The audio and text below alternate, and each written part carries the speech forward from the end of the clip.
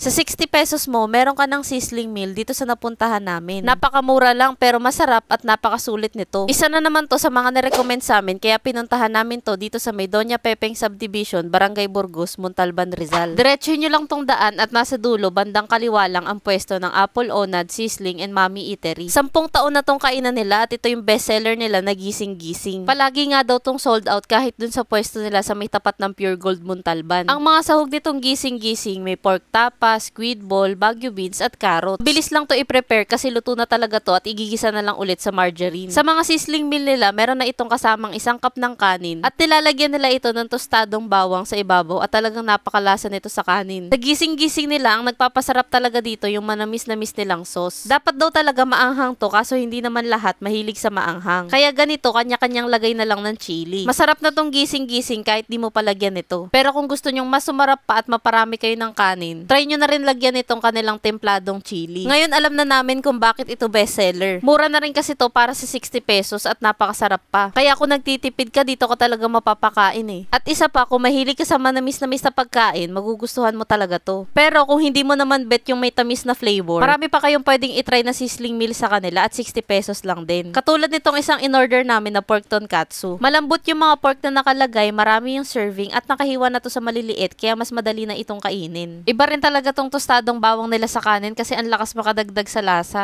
Bagay talaga sa lahat ng ulam na o-orderin mo sa kanila. Kada order ng sizzling meal nila, meron itong kasamang soup. Pero kahit may sabaw na, umorder pa rin kami ng mami nila kasi gusto namin tong matry. 25 pesos nga pala kapag mami lang at kapag may kanin, 35 pesos. Yung sabaw nito, same lang din do sa binibigay na soup.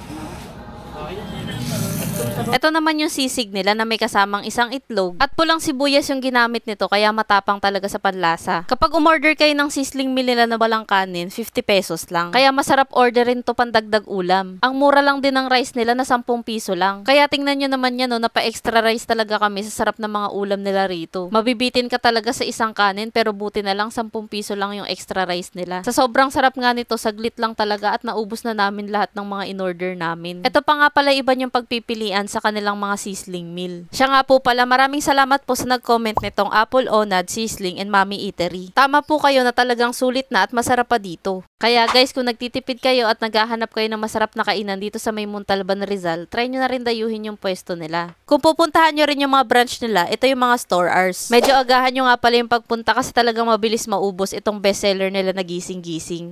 At para updated pa kayo sa mga mapupuntahan namin ni Maynard, huwag niyong kalimutang i-follow ang aking mga social media accounts. Yun lang, maraming salamat sa panonood. Bye!